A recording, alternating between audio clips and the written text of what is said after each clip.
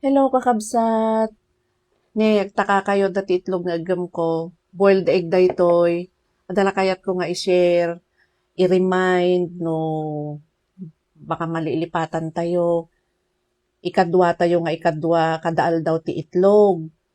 Iti makan tayo. Mabalin nga iprito, mabalin nga ilingta, mabalin nga omelette, atoy, itlog. Ikadwa tayo kakabsat nga men adu ti protina na datoy. Numangan tayo ti itlog, nabayag tayo nga mabisinan. Plus, maganda ito sa buto ng katawan natin. Maganda sa muscles ng katawan natin. Tapos, sa mata, dami lalutin na datoy. Nakakatulong din sa mata. Maganda rin ito sa buhok. Kasla dry sa tibuok kon. Tapos, maganda rin siya sa balat. Ti itlog. Iso nga, no malilipatan tayo ti mangan ti itlog, tatanta na i-remind kon,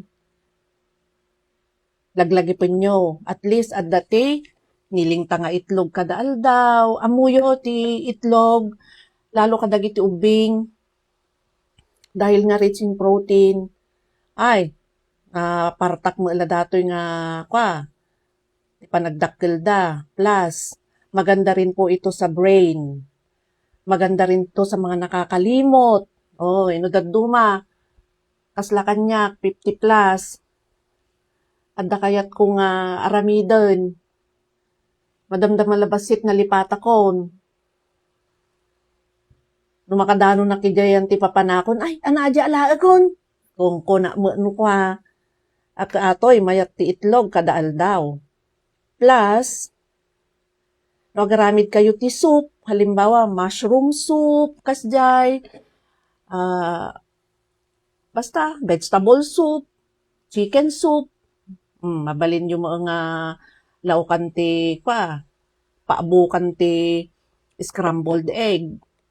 Pampabinder na, pampalapot. Siyak no, aramidek most of the time. Crab and corn soup. Amo yung mutan, no, nga brand aja yun. Crab and corn soup, ikak matikastoy. Itlog. Tapos, idi ngamin, hangko amo nga kastoy ti kahalaga na ti egg.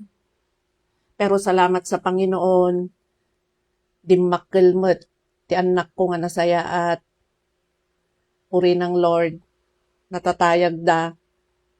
Plus, purin pa rin ng Panginoon, mayat ti memory da.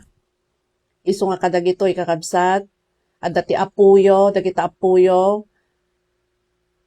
pakaninyo ti itlog inaldaw, kasda di apok, inaldaw, nga dati kang kanin nga itlog, nagsaya at kakabsatan yung lilipatan. Mura na, masustansya pa ang itlog. No, wag tayong mahiya na nag-uulam tayo ng itlog. Ide, ubingak no panagbabalunan, mabainak pa nga makita dang agbalunak ti itlog. Tagayam, nagsustansya ti itlog. Nasaya at gayam ti bagbagi tayo. Iso nga, ipalpalagip ko kanyayo, kakabsat, karanayunan tayo ti mangan ti itlog. Ay, adi ngay, parya, ken itlog, ginisa, inikan tayo ti kamatis, di kade, nagimas. Oh, lalo no matapang kayo sa mapait. Siyempre, damo ti parya nga mapait minsan, meron naman yung parya na hindi mapait. So nyo nga lilipatan, naglagi po nyo nga kanayon, isali sa menu ang egg, kakabsat. Isali, anapay ayati magpamayan tayo ti itlog. Oh, ino dessert mat, aganad kayo mo ti dessert, kasla kanya nga adati edad nan, 50 plus akon, sang kaibagak, 56 to be exact ti edad ko, 56. Pero nabayaga ko nga nag-adjust. Ne? Nga ni malipatan eh. Nabayagan nga nagadyasak ti panag kaanti na sa samit. Ngamin, siyempre, nagimas, iti leche flan. Di ka kabsat. Oh.